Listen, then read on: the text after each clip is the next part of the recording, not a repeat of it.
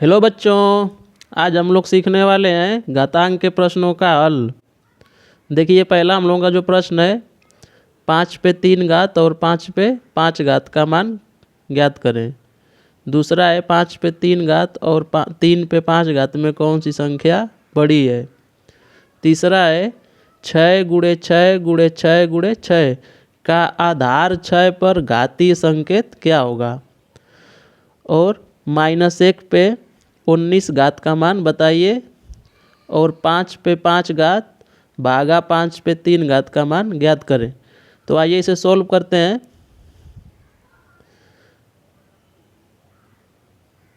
तो ये हम लोगों का पहला प्रश्न हो गया।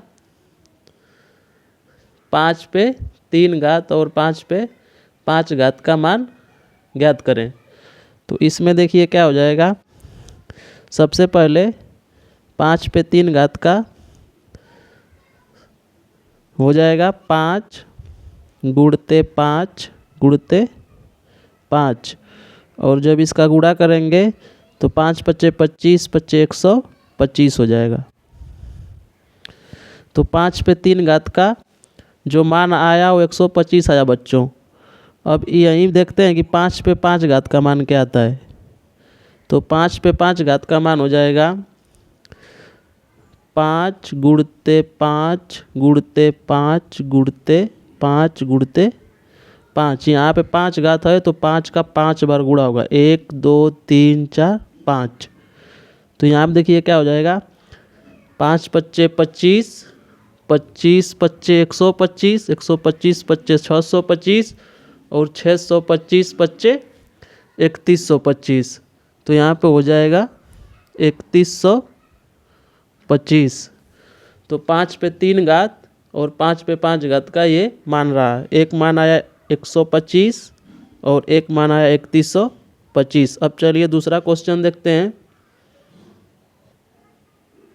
तो बच्चों हमारा जो दूसरा क्वेश्चन है वो है कि 5 पे 3 घात और 3 पे 5 घात में कौन सी संख्या बड़ी है।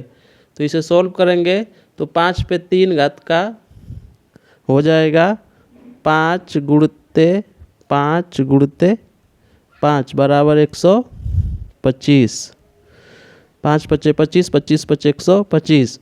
अब 3 पे जो 5 घात है इसका क्या हो जाएगा। 3 का 5 बार गुणा करेंगे। 3 गुणते 3 गुणते 3 गुणते 3 गुणते 3 बराबर हो जाएगा 3 तिली के 9 9 तिरी 27 27 तियाँ 81 और 81 तियाँ हो जाएगा 243।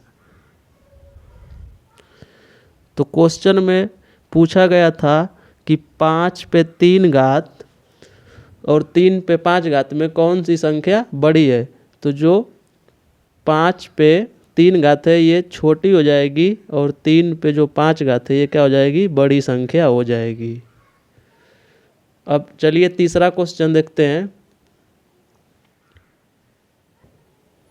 तो बच्चों हमारा जो तीसरा क्वेश्चन है 6 गुणते 6 गुणते 6 गुणते 6 का आधार 6 पर घात क्या होगी। तो ये जो 6 गुणते 6 है 6 गुणते 6 गुणते 6 गुणते 6, तो ये 6 का 4 बार गुणा है। तो हम इसे जब घात के रूप में लिखेंगे तो आधार तो 6 हो जाएगा और घात इस पे हो जाएगा 4 और यही हम लोगों का घातीय संकेत हो जाएगा 6 पे 4 घात।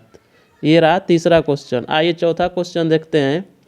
चौथा क्वेश्चन है कि 1 पे -1 पे 19 घात का मान क्या होगा।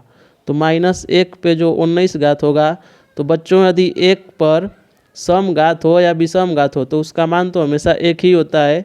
लेकिन यदि -1 पर विषम घात है तो उसका मान -1 होगा। और यदि सम घात है तो +1 होगा। -1 पर यदि विषम घात है तो -1 होगा उसका मान, और सम घात है तो +1 होगा। देखिए कैसे, मान लीजिए कि -1 पे सम घात 2 करेंगे तो हो जाएगा -1 गुणते -1 और माइनस का माइनस में गुणा होता है तो प्लस हो जाता है।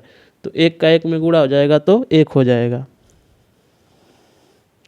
उसी तरह -1 पे यदि विषम घात रहेगा तो उसका मान हमेशा माइनस में आएगा, क्योंकि -1 गुणते -1 गुणते -1 हो जाएगा। देखिए यहाँ विषम घात लेकर के हल कर रहे हैं, तो माइनस का माइनस में गुणा होगा तो प्लस हो जाएगा, और प्लस का माइनस में गुणा होगा तो माइनस हो जाएगा, और एक का एक में होगा 3 बार तो हो जाएगा 1।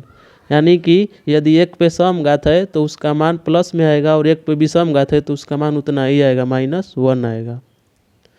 आइए पांचवा क्वेश्चन देखते हैं। पांचवा जो क्वेश्चन है, 5 पे 5 घात भागा 5 पे 3 घात।